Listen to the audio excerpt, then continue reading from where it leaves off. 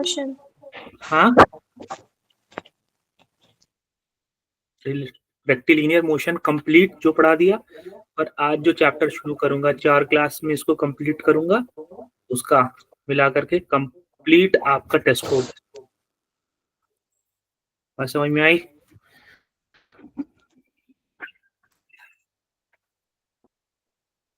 ठीक है बेटा, देखो जेईई मेंस है, जेईई मेंस को हल्के में मत लेना। 25 क्वेश्चन करने हैं और उस 25 क्वेश्चन के लिए, फिजिक्स के 25 क्वेश्चन के लिए आपको 2 साल मेहनत करनी है। तो सोच लो लेवल कितना कैसा आता होगा, और सोच लो किस टाइप का कट ऑफ और कितने बच्चे क्लियर करते होंगे।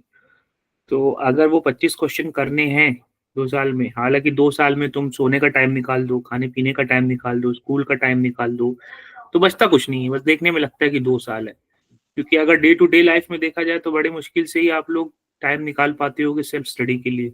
स्कूल का टाइम, फिर उसके बाद बाकी आपके छोटे मोटे task day to day life के, उसके बाद यहाँ की क्लास, तो बहुत ही कम टाइम है आपको एक दिन में जो भी होमवर्क है या जो भी सेल्फ स्टडी है उसके करने के लिए। लेकिन आपको करना है, किसी न किसी तरीके से मैनेज करना है, किसी न किसी तरीके से लग करके करना है, और डेली डेली इम्प्रूव करते रहना है अपने टाइमिंग्स में, अपनी पढ़ाई में, है ना। डेली कुछ ना कुछ आपका इम्प्रूव हो, कुछ ना कुछ नया ऐड हो आपकी लाइफ में वैल्यू, तो आप धीरे धीरे धीरे धीरे करते ना एक लेवल पे ऐसे पहुंच जाओगे जो फिर आपको पढ़ाई करने में और जेईई का सिलेबस कवर करने में और उसको अच्छे से अंडरस्टैंड करने में आसानी हो जाएगी। तो ये काम आपको डेली डेली करना है, ये बात आपको दिमाग में रखना है, और इम्प्रूव करते रहना है, कंसिस्टेंसी बनाते रहना है, और रेगुलरली सारी चीजों को रिवाइज करते रहना है। अभी आप लोगों का एक चैप्टर इधर भी कंप्लीट हो गया, रेक्टिलिनियर मोशन, तो मुझे लगता है कि ज्यादा लोगों ने रिवाइज किया होगा, तो उसको आप बैठ करके रिवाइज करो। मैं तो कहता हूँ डेली आप रिवाइज करो।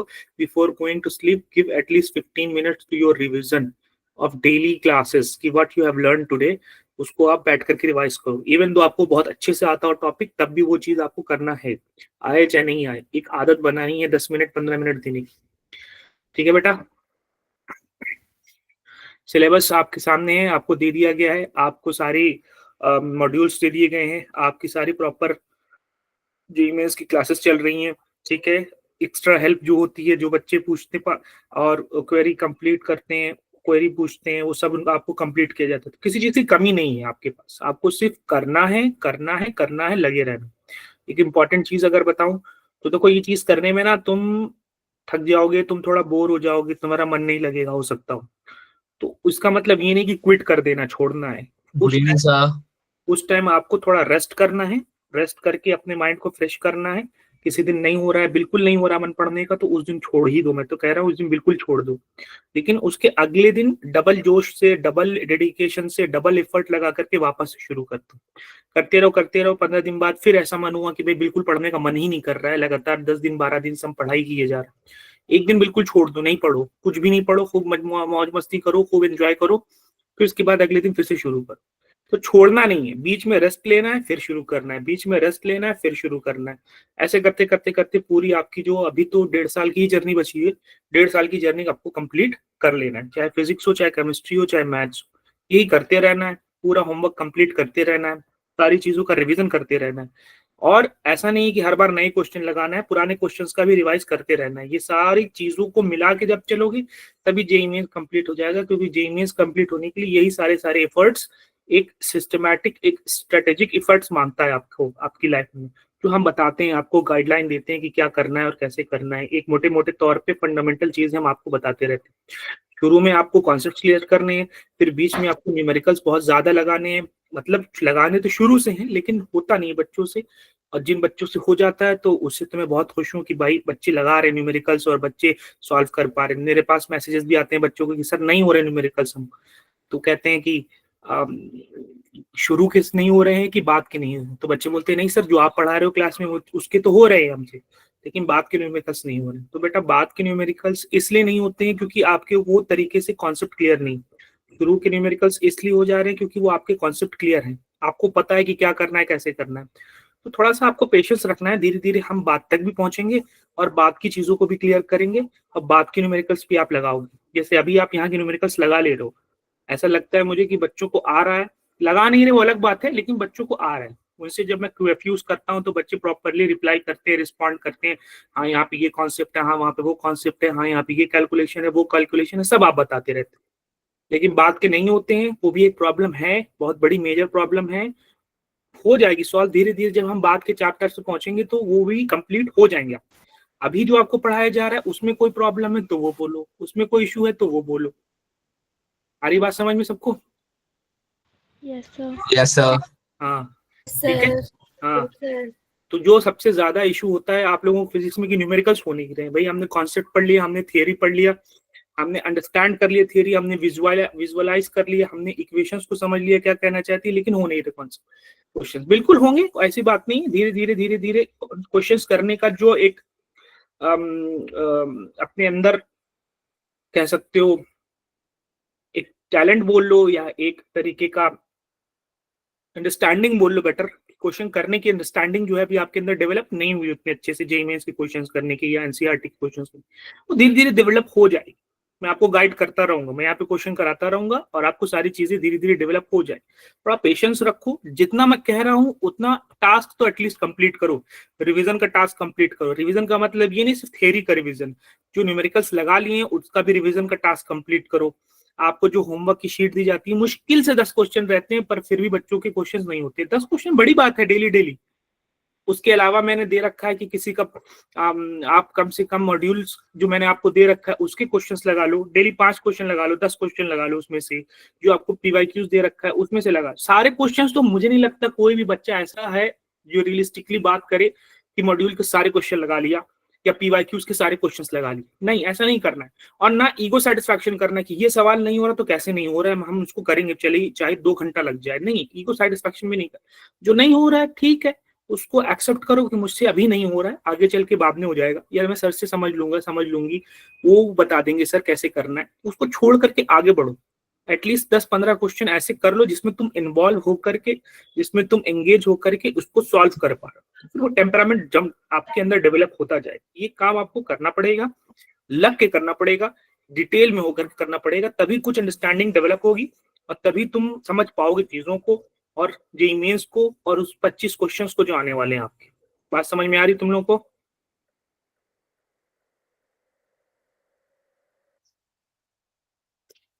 क्लियर है सब चीज? सर। हाँ यस हाँ, सर।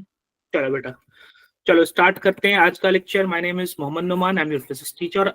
आज हम पढ़ेंगे प्रोजेक्टाइल मोशन का lecture number 1। Projectile motion is the topic of today's lecture. 11th physics के का सिलेबस कवर कर रहा है और आज की डेट है 7/1/2025। अगर हम ऑब्जेक्टिव बात करें तो मोशन इन 2D पढ़ेंगे, motion ground to ground projectile motion पढ़ेंगे। नंबर ऑफ क्वेश्चंस वेटेज आपको दिख रहा है 7, 13, 15, 5 and 4 back to back years from 25, 24। Recall concept की बात करूं तो लास्ट क्लास में मैंने आपको पढ़ाया था रिलेटिव वेलोसिटी। रिलेटिव वेलोसिटी आपको पढ़ाया था। उसमें आपसे पूछा गया था कि अगर एक कार कुछ राइट साइड में जा रही है 5 मीटर पर सेकंड की स्पीड से, या राइट साइड में VA स्पीड से जा रही है, और एक पर्सन जो है वो लेफ्ट साइड में VB स्पीड से जा रहा है, तो आप मुझे रिलेटिव वेलोसिटी ऑफ वे विद रिस्पेक्ट टू B का मैथमेटिकल इक्वेशन कैसे लिख करके दोगे, मैथमेटिकली उसको कैसे एक्सप्रेस करोगे? Relative velocity of A minus relative velocity of B. हाँ, ये रिलेटिव वेलोसिटी मत बोलिए, इसको बोलिए velocity of A minus velocity of B. हाँ रिलेटिव तो है, लेकिन अब मेरा सवाल है किसके रिस्पेक्ट में है रिलेटिव? ये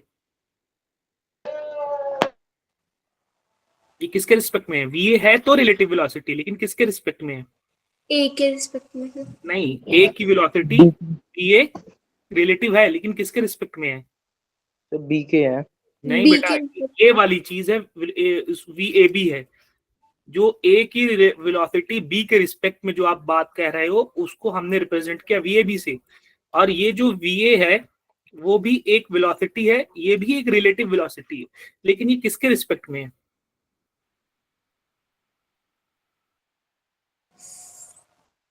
अच्छा, आपको नहीं बताया था? हो सकता है नहीं बताया हो। अगर नहीं दिया हुआ किसके रिस्पेक्ट में तो आप समझो ग्राउंड के रिस्पेक्ट में है। यानी कि इसको जो बोला जा रहा है वो ग्राउंड पे खड़ा होकर के एक शख्स देख रहा है, वो इसकी वेलोसिटी हो गई VA। और यहाँ पर भी एक ग्राउंड पे खड़ा होकर के एक शख्स देख रहा है, वो इसकी वेलोसिटी हो गई VB। तो या तो ग्राउंड के रिस्पेक्ट में होगा या तो ओरिजिन के रिस्पेक्ट में होगा। अगर नहीं दिया गया है तो यहाँ पे किसकी वेलोसिटी है, किसके रिस्पेक्ट में है, ये जो लिखा है मैंने? सर ग्राउंड की है। के रिस्पेक्ट में। नहीं नहीं, यहाँ पे एरो नहीं दिख रहा है क्या? ये VAB लिखा हुआ है, ये किसकी वेलोसिटी है, किसके रिस्पेक्ट में है? Velocity of A with respect to B. With respect to B है। यहाँ पर अगर मैं बोलूं, यहाँ पर अगर नहीं लिखा हुआ है कुछ, तो इसका मतलब ये किसके रिस्पेक्ट में है? ये ग्राउंड, या तो ओरिजिन के रिस्पेक्ट में होगा या तो ग्राउंड। ठीक है, यहाँ पे ग्राउंड पे खड़े होकर देख सकते हो, देख रहे हो तो ग्राउंड बोल दो। कभी कभी ओरिजिन के रिस्पेक्ट में रहेगा कि वो एक्सेस बना रहेगा, कोऑर्डिनेट एक्सेस बना रहेगा, तो वहां पे बोलना है कि ओरिजिन के रिस्पेक्ट, या तो ओरिजिन बोलते हैं या तो ग्राउंड बोलते हैं। तो ये जो वेलोसिटी ऑफ बी है वो किसके रिस्पेक्ट में है? With respect to ground. Ground बोल लो या ओरिजिन बोल लो, वेरी गुड। ठीक है, जब नहीं लिखते हैं तो समझ लो ग्राउंड के रिस्पेक्ट में है, और या फिर उसके रिस्पेक्ट में है, क्या बोलते हैं, ओरिजिन के रिस्पेक्ट में। हाँ, अब मान लो मैंने इसको दे दिया ये 5 मीटर पर सेकंड है, और इसको दे दिया मैंने ये 7 मीटर पर सेकंड है। तो अब बताओ VA कितना रखूं मैं? +5। हाँ, +5, ये सही बोला। क्या रखना है? +5 रखना है। तो हमने रख दिया भाई +5। माइनस फॉर्मूले वाला VB कितना रखूं? -7। -7, क्योंकि लेफ्ट डायरेक्शन में, अपोजिट डायरेक्शन में, माइनस एक्स एक्सिस की डायरेक्शन में।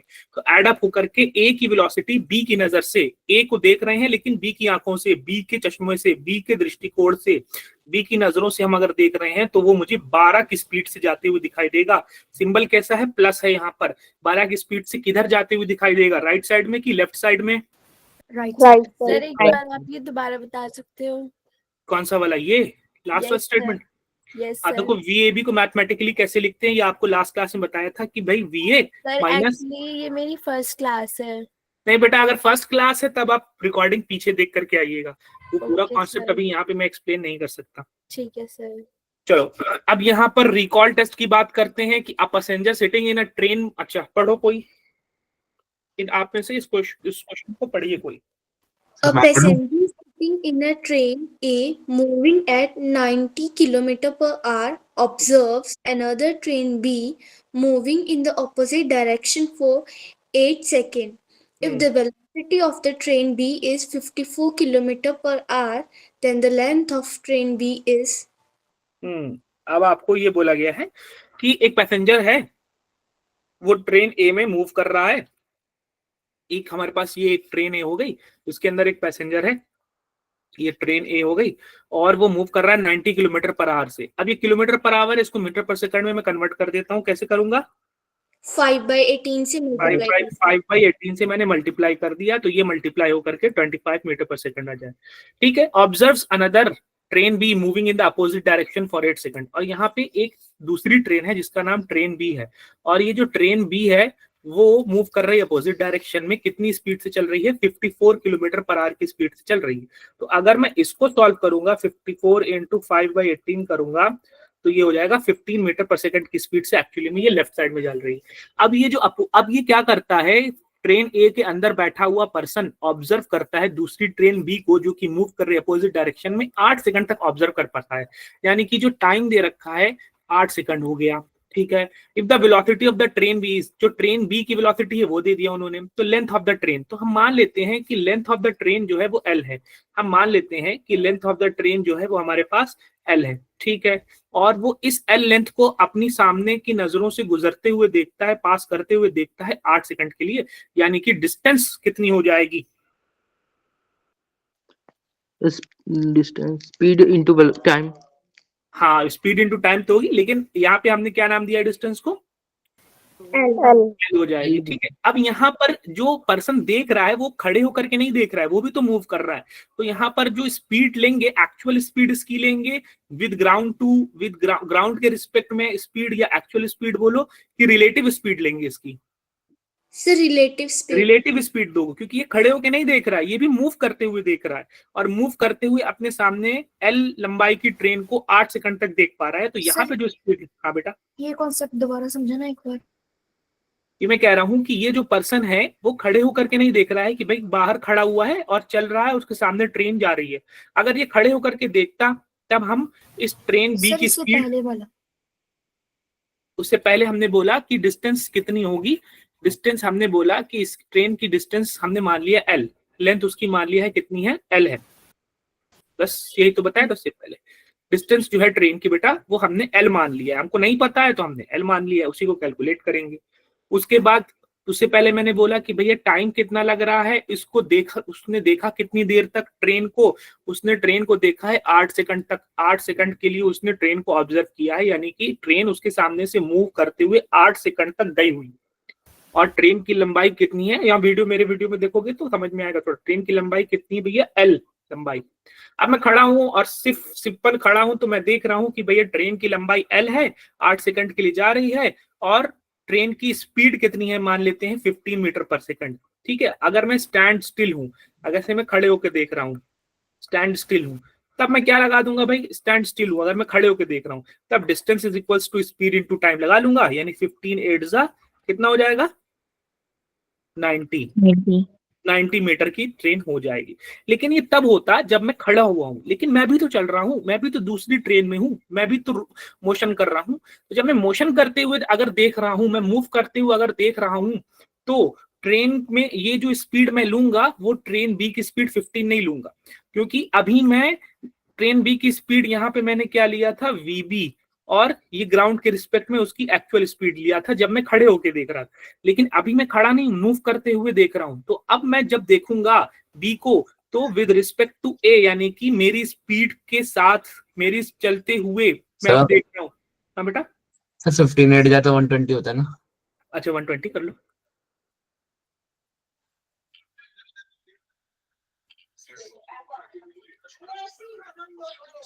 ठीक है, तो अब मैं चलते हुए देख रहा हूं, तो यहाँ पे नॉर्मल वेलोसिटी या एक्चुअल वेलोसिटी नहीं होगी, रिलेटिव वेलोसिटी होगी। अच्छा, तो बी को देखा जा रहा है ए की नजरों से देखा है, ए मतलब मेरी, ये जो पर्सन है ये मैं ही समझ लो, मेरी नजरों से देखा जा रहा है। और मैं चल रहा हूँ कि रुका हुआ हूं, मैं तो चल रहा हूँ। कितनी स्पीड से चल रहा हूँ, जितनी स्पीड से ट्रेन में बैठा हुआ हूँ, जितनी स्पीड से ट्रेन चल रही है उतनी स्पीड से मैं भी चल रहा हूँ। नहीं आई बात समझ के आप लोगों को? Yes sir. तो इसको मैथमेटिकली कैसे लिखेंगे, वीबी माइनस वी ए को, वीबी ए को कैसे लिखेंगे? Velocity of B minus velocity of A. Velocity of B कितना है? 25. नहीं बी So 15 है। 15 है, माइनस 15 ले लेते हैं, करेक्ट, क्योंकि अपोजिट डायरेक्शन में जा रहा है ना। Yes sir. हाँ, आइए माइनस, और ये कितना होगा, वेलोसिटी ऑफ ए कितना हो गया, 25, तो ये एड अप होके कितना हो जाएगा, माइनस 40 मीटर पर सेकंड हो जाएगा क्या? Yes, sir. यस हाँ ठीक है। अच्छा, तो हमको पता है distance is equal to speed into time, लेकिन यहाँ पे स्पीड नॉर्मल स्पीड नहीं लेंगे, स्पीड रिलेटिव स्पीड लेंगे, क्योंकि मैं भी मूव करते हुए देख रहा हूँ, इसलिए रिलेटिव स्पीड लूंगा। करेक्ट है बात यहाँ तक? Yes sir. तो relative Yes sir. Yes sir. ये रिलेटिव स्पीड इनटू टाइम हो जाएगा, relative speed minus 40 into time कितना हो गया आपका, 8 सेकंड हो गया। ठीक है, और ये कितना हो जाएगा, माइनस 320 मीटर। माइनस ये बता रहा है कि जो मोशन हुआ है, जो डिस्प्लेसमेंट हुआ है, वो लेफ्ट साइड में हुआ है कि राइट साइड में हुआ है। तो इसने देखा कि भाई लेफ्ट साइड में, बी लेफ्ट साइड में जा रहा है ना, तो इस वजह से नेगेटिव आ रहा है। तो कौन सा ऑप्शन हो जाएगा आपका, ऑप्शन नंबर डी। करेक्ट है, बात समझ में आई कि सही बच्चों को? Yes sir. Yes sir. हाँ ठीक है, ऐसे और भी Yes, sir. क्वेश्चन होंगे, आप कर सकते हो, प्रैक्टिस में दिया है मैंने, लेकिन उसमें एक आध क्वेश्चन मैं और करवाऊंगा। अब हम बात करेंगे आज motion in 2 dimension with constant acceleration की। अगर हम बात करें यहाँ पर कि 2 डायमेंशन में हम कांस्टेंट एक्सेलरेशन जब हो रहा होगा तब क्या होगा मामला, यानी कि यहाँ पर 2 डायमेंशन में मोशन होगा। पीछे वाले चैप्टर में 1 डायमेंशन में देखा, 1D मोशन देखा, यहाँ 2 डायमेंशन देखेंगे, लेकिन एक्सेलरेशन क्या होगा, फिक्स होगा। एक्सेलरेशन क्या होगा, कांस्टेंट होगा। करेक्ट है बात? Yes, sir. यस अब इसके लिए बहुत इंपॉर्टेंट कॉन्सेप्ट ये है कि जो the independence of X and Y motions is a very supporting tool in simplifying the cases of 2 dimensional kinematics. जब हम 2 डायमेंशनल काइनेमेटिक्स की बात करते हैं, जब 2 डायमेंशन में मोशन की बात करते हैं, बहुत इंपॉर्टेंट बात ये हो जाती है कि जो एक्स और वाई मोशन है वो क्या है, इंडिपेंडेंट है, वो एक दूसरे से जुड़ा नहीं है, बिल्कुल इंडिपेंडेंट है, अलग है एक दूसरे से। और इससे क्या होता है, it allow us to treat 2 dimensional motion as a 2 distinct 1 dimensional motion. यानी कि अगर यहाँ पर एक पार्टिकल कुछ ऐसे मूव कर रहा है, ठीक है, तो हमने देखा ये पार्टिकल जो है इधर एक्स एक्सिस की तरफ भी हॉरिजॉन्टली भी आगे बढ़ा है और एक्स एक्सिस हॉरिजॉन्टली बोलेंगे, एक्स एक्सिस में भी, ये हॉरिजॉन्टल वर्टिकल भी बोल सकते हैं कि एक्स एक्सिस में भी आगे बढ़ा है, यहाँ से यहाँ तक हॉरिजॉन्टल भी इसका मोशन हुआ है कुछ ना कुछ, और वाई एक्सिस में भी बढ़ा है, यहाँ से यहाँ तक वर्टिकल में भी उसका कुछ ना कुछ यहाँ पर मोशन हुआ है। तो इस टाइप के मोशन को, जिसमें हॉरिजॉन्टली भी आगे बढ़ रहा है, वर्टिकली भी आगे बढ़ रहा है, तो ऐसे मोशन को हम क्या बोलेंगे भैया? 2 डायमेंशनल मोशन बोलेंगे। करेक्ट? हाँ, जैसे कि आपने देखा कि यहाँ पर क्या है, मान लो कि ऐसे मैंने यहाँ पे ये एक बोर्ड है, ठीक है। अब इस बोर्ड में क्या है कि कोई एक प्लेन हो गया, तो इस प्लेन में जो भी चीज चल रही होगी ना बेटा, ये 2 डायमेंशनल हो जाएगी। ये इसका एक्स एक्सिस हो जाएगा ऐसे हॉरिजॉन्टली, और ऐसे ये वाला इसका वाई एक्सिस हो जाएगा वर्टिकली। तो इस पर अगर कोई इंसेक्ट चल रहा है तो हम इसको बोलेंगे क्या हो गया, इसने 2 डायमेंशन। चाहे मैं ऐसे कर दूं तो भी 2 डायमेंशन है, चाहे मैं ऐसे कर दूं तो भी ऐसे, ऐसे वर्टिकल मोशन ये हो गया, हॉरिजॉन्टल ये हो गया। ठीक है बेटा, बात समझ में आई क्या? ऐसे कर दूंगा तो भी ये उसका एक, उसका ये एक एक्सिस का मोशन हो गया, ऐसे ऊपर नीचे एक्सिस का 2 डायमेंशन हो गए। चाहे ऐसे कर दूं तो भी वही बात हो जाएगी, चाहे ऐसे कर दूं तो भी वही बात हो जाएगी, चाहे ऐसे कर दूं वो भी वही बात हो जाएगी। तो ऐसे मोशन को हम 2 डायमेंशनल मोशन कहते हैं। 2 डायमेंशन मोशन में हमने देखा कि 2 एक्सिस पे मोशन हो रहा है, एक हॉरिजॉन्टल पे भी मोशन हो रहा है और एक वर्टिकल पे भी मोशन हो रहा है। ठीक है, हॉरिजॉन्टली भी चल रहा है, वर्टिकली भी चल रहा है, 2 एक्सिस पे चल रहा है। लेकिन ये दोनों आपस में, ये दोनों आपस, हाँ बोलो बेटा। सर थोड़ा फिर से मतलब रिपीट करा देना, मेरा लेफ्ट हो गया था ना क्लास। बेटा आप रिपीट में आप ना इसको रिकॉर्डिंग देख लीजिएगा, अभी तो ऐसा कुछ खास ऐसा इंपॉर्टेंट बताया नहीं, कुछ ऐसा इंपॉर्टेंट बात। अब इसमें हमने क्या बताया कि इसमें एक्स एक्सिस पे भी चल रहा है और वाई एक्सिस पे चल रहा है, 2 डायमेंशन के मोशन हो गए। ठीक है, और इसमें इंपॉर्टेंट सबसे समझने वाली बात आपको यहाँ पर ये है कि जो एक्स एक्सिस में मोशन हो रहा है और जो वाई एक्सिस में मोशन हो रहा है, दोनों एक दूसरे से इंडिपेंडेंट है। इंडिपेंडेंट होने का मतलब क्या है कि एक्स एक्सिस में कोई भी मोशन हो, कोई भी इक्वेशन हो, कोई भी वेरिएबल हो, कोई भी चेंज हो, उससे वाई एक्सिस पे कुछ भी फर्क नहीं पड़ने वाला। उसी तरीके से वाई एक्सिस में कोई भी वेरिएबल हो, कोई भी इक्वेशन हो, कोई भी कैलकुलेशन हो, कोई भी चेंज हो, उससे एक्स एक्सिस पे कोई भी फर्क नहीं पड़ने वाला है। तो जब भी 2 डायमेंशन मोशन हो रहा है कांस्टेंट एक्सेलरेशन के साथ, तो सबसे इंपॉर्टेंट बात यह है कि दोनों मोशन इंडिपेंडेंट होते हैं, दोनों मोशन आपस में एक दूसरे से डिपेंड नहीं करते हैं। क्या मतलब हुआ, क्या बात कह रहे हैं सर, समझ नहीं आ रहा। सर ये कह रहे हैं कि 1 for the X direction and 1 for the Y direction, in doing so we will be able to describe the X and Y variable separately and then bring this description to understand the 2 dimensional picture. यानी कि x, ये जब particle move किया, जिसको मैं ऐसे red marker से बना रहा हूं कि ये ऐसे रेड मार्कर से गया, तो इसने हॉरिजॉन्टल यहां से यहां तक, ये यहां से यहां तक हॉरिजॉन्टल भी चला और ये यहां से यहां तक वर्टिकल भी चला, दोनों चला। यानी कि आगे भी बढ़ गया है और ऊपर भी बढ़ गया है, जिस टाइप का ये मोशन ऐसे ऐसे ऐसे ऐसे करके जा रहा है, जिसको मैंने आपको यहाँ पे समझाया। तो हॉरिजॉन्टली भी आगे बढ़ गया है और वर्टिकली भी आगे बढ़ गया है, यानी 2 डायमेंशनल मोशन होगी। अच्छा, अब यहाँ पर हॉरिजॉन्टल डिस्टेंस इसने कितनी चली, डेल्टा एक्स चल ली। अच्छा, डिस्प्लेसमेंट, और हॉरिजॉन्टल इसकी velocity UX, horizontal final velocity VY VX, और इसको जो एक्सेलरेशन लग रहा था हॉरिजॉन्टल में वो भी अपना अलग ax होगा, और उसके बाद जो है क्या हो गया, डेल्टा एक्स, इसका डिस्प्लेसमेंट अपना अलग चलेगा। और उसके बाद टाइम तो सभी के लिए सेम होता है, टाइम सबका अलग नहीं होता। ऐसा नहीं हो रहा है कि जब वो ये मोशन कर रहा है तो हॉरिजॉन्टल डेल्टा एक्स चलने में 3 सेकंड लगा, लेकिन यहाँ पर डेल्टा वाई वर्टिकल चलने में उसको 4 सेकंड लगा। ऐसा नहीं है भैया, टाइम तो सभी के लिए सेम होता है, अलग अलग टाइम नहीं हो सकता, सभी के लिए सेम टाइम चल रहा है। ठीक है, यहाँ पर किसी के लिए ऐसा नहीं है कि किसी के लिए ज्यादा चल रहा है, किसी के लिए कम चल रहा है, टाइम सभी के लिए सेम चल रहा है। तो हमने देखा कि जब हॉरिजॉन्टल मोशन में हम बात कर रहे हैं तो इसके अलग अलग वेरिएबल होंगे, यूएक्स होगा, वीएक्स होगा, एएक्स होगा, डेल्टा एक्स होगा, टी होगा, और इसकी अपनी अलग इक्वेशन बनेगी। कौन कौन सी भाई, V X is equals to U X plus A X into T. Time सभी के लिए सेम है, टाइम को टीएक्स मत नहीं कर सकते। अच्छा, और उसके बाद delta X is equals to U X into T plus half A X into T square. उसी तरीके से V X square is equals to U X square plus 2a delta X. ये तीनों इक्वेशन अपना अलग चल रही हैं। और एक और इक्वेशन आपको पढ़ाया है, delta X is equals to U X plus V X upon 2 into T. ये पढ़ाया ना इक्वेशन आपको, Yes. ये एवरेज वेलोसिटी वाले। तो इसका अपना अलग हिसाब किताब चल रहा है। और जो ऊपर वाला है उसका अपना अलग हिसाब कर चल रहा है, इसकी अपनी इनिशियल वेलोसिटी uy होगी, इसकी अपनी फाइनल वेलोसिटी vy होगी, इसका अपना एक्सेलरेशन ay होगा, इसका अपना डिस्प्लेसमेंट डेल्टा y होगा, इसका अपना टाइम तो सभी के लिए सेम है। तो इसकी जो इक्वेशन होंगी भैया vy final velocity vy is equals to uy plus ay into T, और इसी तरीके से दूसरी इक्वेशन, उसी तरीके से तीसरी। तो इसकी अपनी अलग इक्वेशन चलेंगी, इसके अपने अलग वेरिएबल होंगे, और हॉरिजॉन्टल वाले का अपना अलग वेरिएबल होगा, अपने अलग। यहाँ पे कुछ भी कैलकुलेशन करो, घटाओ बढ़ाओ, वैल्यू डालो, कुछ भी करो, उससे ऊपर वाले में, ग्रीन वाले में किसी भी तरीके का फर्क नहीं पड़ने वाला।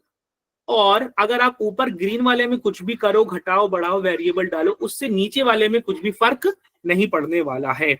दोनों अपना अलग चलेंगे, चाहे तुम कुछ भी इसमें ऐड करो, सब्ट्रैक्ट करो, कैलकुलेट करो, है ना, रूल्स के अकॉर्डिंग, ऐसे नहीं कि रूल्स के अलग चलो। तो आप उसमें कुछ भी करो, इससे इधर कोई भी चेंज होने वाला नहीं है ग्रीन वाली इक्वेशंस और वेरिएबल्स में। और ग्रीन वाली इक्वेशंस वेरिएबल में कुछ भी वैल्यू डालो, चेंज करो, और घटाओ जोड़ो, वैल्यूज डालो, कैलकुलेट करो, कोई भी वेरिएबल यूज करो, उससे इधर कोई भी चेंज होने वाला नहीं है। यही सबसे इंपॉर्टेंट और बहुत खास बात है टू डायमेंशनल मोशन की, जो हमारे मोशन को बहुत ही आसान बना देती है, वरना मोशन हमारा बहुत कॉम्प्लेक्स हो जाता है। यहाँ तक बात समझ आई क्या सभी को? Yes sir. अब आगे हम और करेंगे तो और अच्छे से बेटर इस चीज को समझेंगे। तो motion in the X direction, motion in the Y direction क्या? अच्छा लास्ट में हम क्या कर सकते हैं, उन दोनों मोशन को कंबाइन कर सकते हैं वेक्टर का यूज करके।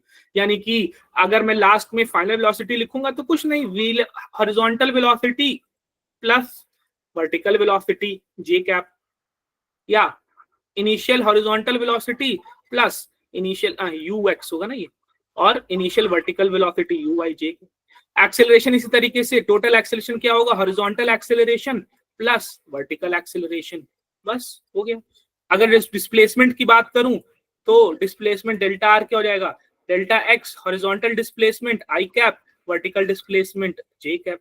अरे यार क्या हो रहा है, बस इस तरीके से हम इसको कंबाइन कर देंगे अगर आपको लास्ट में कंबाइन करना, वरना वो अलग अलग चलता रहेगा। और जैसे इन्होंने बोला कि हम लास्ट में उसको कर सकते हैं, bring these description together to understand that two dimensional picture. ये चीज हमको समझा दिया गया, अलग अलग चले। अब यहाँ पे बहुत ध्यान से समझना है कि हमको मोशन इन 2D कैसे समझाया गया। उन्होंने बोला कि एक ऑब्जेक्ट था, बेटा ध्यान दो, बहुत ध्यान दो, यहाँ पे सारे के सारे स्टूडेंट बहुत ध्यान दोगे, अच्छे से समझोगे। यहाँ उन्होंने बोला कि एक ऑब्जेक्ट, जैसे मैंने पीछे येलो वाले से भेजा था, रेड वाले उससे वेलोसिटी दिया था, यहाँ पे उसके वैसे ही बिल्कुल यहाँ पे उन्होंने इस ग्रीन वाले को कोई इनिशियल वेलोसिटी u दी। अब जब ये इनिशियल वेलोसिटी u दी तो आपको पता है कि अगर मैं किसी चीज को इनिशियल वेलोसिटी u दे रहा हूं जो कि एंगल थीटा बना रहा है हॉरिजॉन्टल के साथ, तो उसका एक हॉरिजॉन्टल कंपोनेंट होगा। क्या होगा इसका horizontal component? So u cos theta, इसी को उन्होंने बोल दिया ux। और इसका एक वर्टिकल कंपोनेंट होगा u sin theta, u sin theta, इसी को उन्होंने बोल दिया भैया क्या, uy। अच्छा, हुआ ये कि इस पर एक एक्सेलरेशन लग रहा था, और वो एक्सेलरेशन जो लगा टी टाइम के लिए लगा, और टी टाइम के एक्सेलरेशन लगने की वजह से क्या हुआ कि इसकी वेलोसिटी इंक्रीज हो गई। तो हमने इक्वेशन पढ़ रखा है कि v is equals to u plus at होता है हमारे पास v is equals to u plus at होता है। जो u था ये इनिशियल वेलोसिटी होता है, और ये हमारे पास जो at है ये भी वेलोसिटी है, a एक्सेलरेशन है, t टाइम है, और एक्सेलरेशन इनटू टाइम मल्टीप्लाई होकर वेलोसिटी देता है। लेकिन ये कहलाता क्या है, ये कहलाता है इंक्रीज या डिक्रीज इन वेलोसिटी। ये इंक्रीज या डिक्रीज इन वेलोसिटी कहलाता है। तो जब इसको हमने मोशन दिया तो इस पर एक एक्सेलरेशन a लग रहा था टी टाइम के लिए, और a और t का मल्टीप्लाई होकर के भी हमको क्या मिलता है, एक्सेलरेशन मिलता है कि वेलोसिटी मिलती है? velocity. नॉर्मल वेलोसिटी की इंक्रीज डिक्रीज वेलोसिटी मिलती है? Increase decrease velocity. वेलोसिटी हमको कुछ ना कुछ मिल गई यहाँ पे। ये भी at क्या है, ये भी एक वेलोसिटी ही है, लेकिन ये इंक्रीज या डिक्रीज वेलोसिटी। ये एंगल बना रही थी ग्राउंड से, ये जो था at, ये एंगल बना रहा था ग्राउंड से θ1। तो इसका हॉरिजॉन्टल कंपोनेंट कितना हो जाएगा? U cos theta. at cos theta ना, at है ना वेक्टर बेटा, तो at cos थीटा बोलेंगे। वेक्टर अगर ऐसे लिखा हो at, वेक्टर का नाम ही at है, और ये एंगल θ1 बना रहा है, तो हॉरिजॉन्टल कंपोनेंट कितना हो जाएगा? at cos θ1। और इसका वर्टिकल कंपोनेंट कितना हो जाएगा? 80 sin हाँ 80 sin θ1, सही। तो अब इसका हमने हॉरिजॉन्टल कंपोनेंट लिया 80 cos θ1, और इसका वर्टिकल कंपोनेंट क्या बताया आपने, 80 साइन theta 1. ठीक है। अच्छा, अब इसमें जो हमारा 80 cos थीटा 1 है, इसको मैं थोड़ा सा अरेंज करके लिखता हूँ, टी को अलग लिखता हूँ और मैं लिखता हूँ a cos थीटा 1। तो ये बेटा जो a cos थीटा 1 है ना, ये आपको समझ में आएगा कि एक्सेलरेशन ऐसे लग रहा था, ये एक्सेलरेशन की बात कर रहा हूँ जिसको अलग से मैं समझा रहा हूँ, 80 नहीं है, ये एक्सेलरेशन है। उसी एक्सेलरेशन को t टाइम तक लगाएंगे तो 80 मिलेगा, तो वो थीटा 1 एंगल बना रहा था। अब ये जो एक्सेलरेशन है, इसका हॉरिजॉन्टल कंपोनेंट कितना हो जाएगा? सर ए cos थीटा 1। तो हमको समझ में आया कि जो 80 cos थीटा 1 में अगर मैं थोड़ा अरेंज करके लिखूं t into a cos theta 1, तो ये जो a cos थीटा 1 है, ये क्या बन जाता है? Horizontal component of the acceleration. तो लिखने का तरीका थोड़ा सा चेंज कर देंगे, a cos थीटा 1 को ax लिख देंगे। बात समझ आई क्या? पर cos थीटा को हमने x क्यों माना? Yes sir.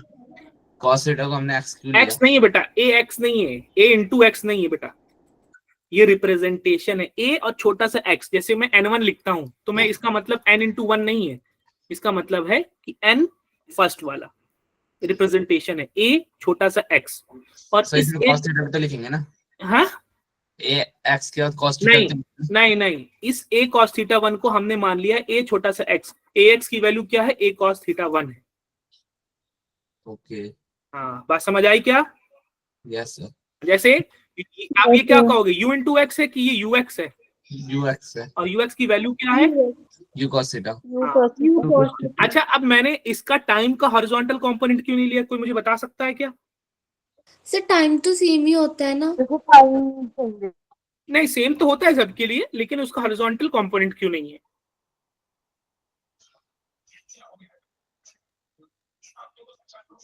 जल्दी, टाइम का हॉरिजॉन्टल कंपोनेंट क्यों नहीं है?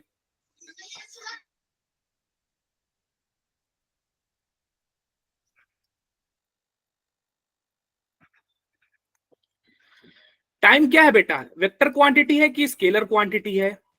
स्केलर क्वांटिटी है सर। स्केलर क्वांटिटी को हम रिजॉल्व कर सकते हैं, उसके कंपोनेंट ले सकते हैं कि नहीं ले सकते हैं? No sir.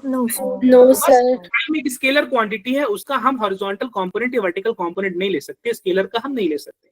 इसी वजह से मैंने टाइम को अलग करके उसके एक्सेलरेशन के हॉरिजॉन्टल कंपोनेंट को ax लिख दिया।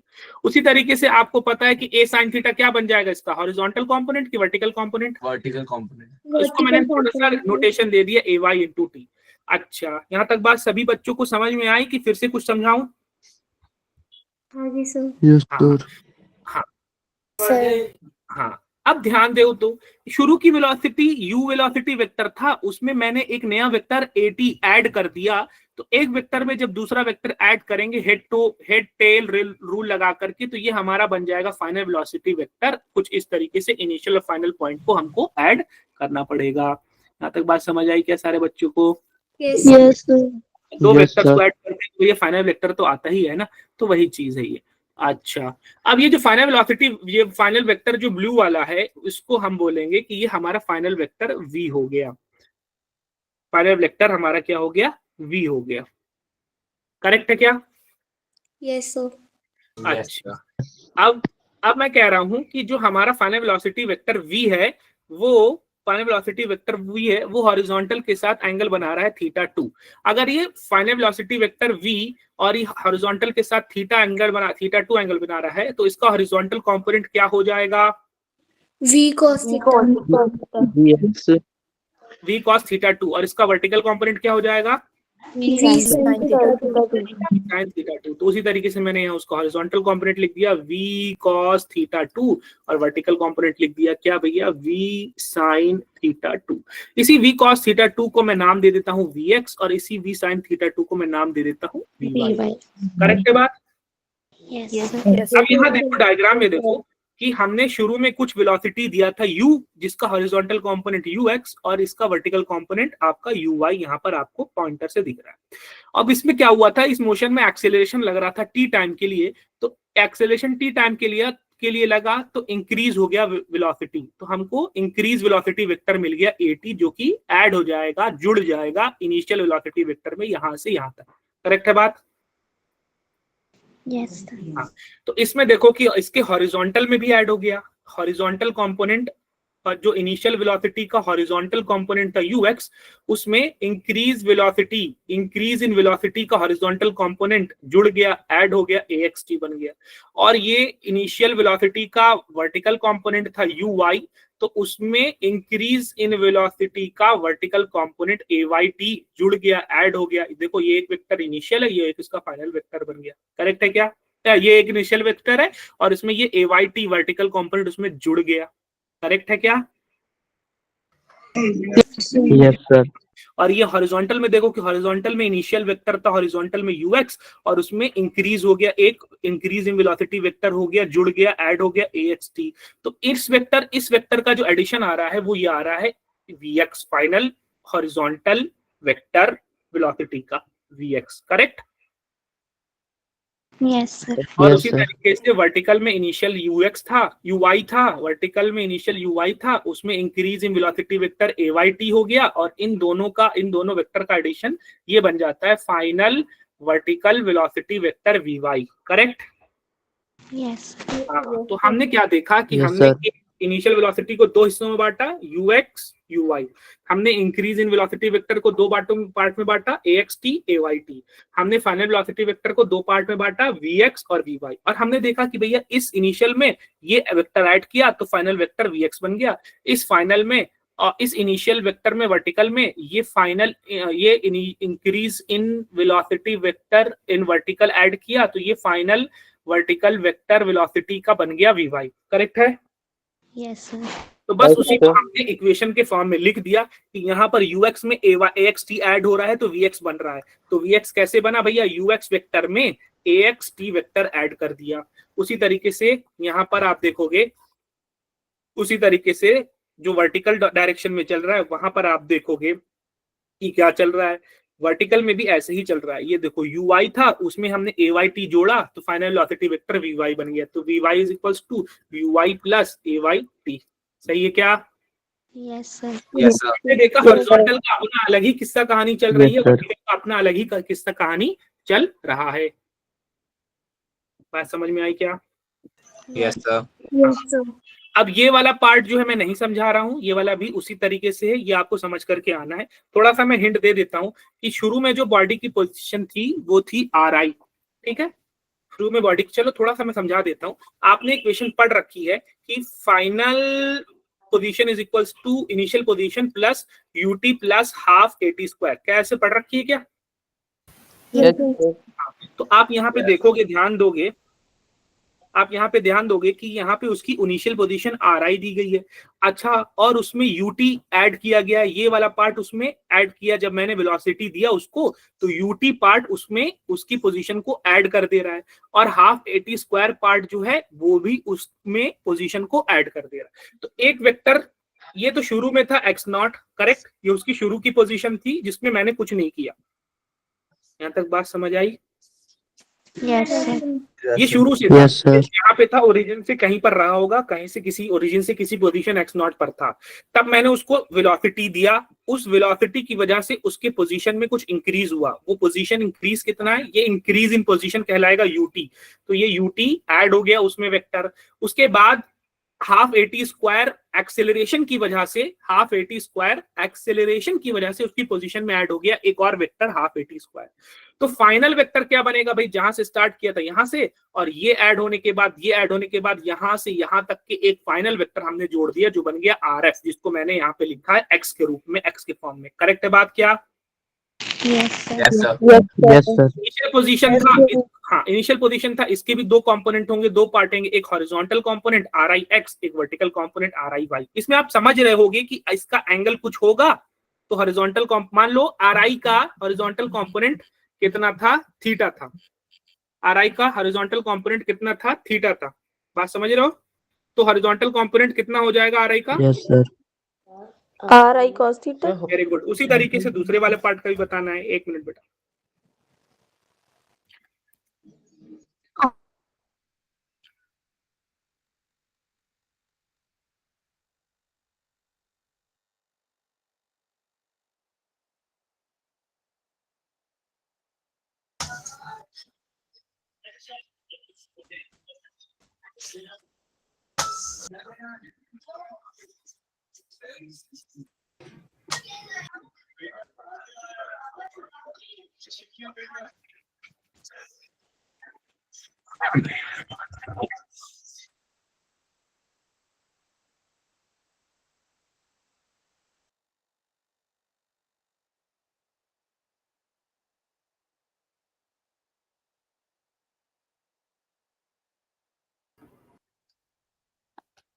ठीक है बेटा, तो अब आपने खुद बता दिया हॉरिजॉन्टल कंपोनेंट क्या होगा, तो आर आई का वर्टिकल कंपोनेंट क्या होगा?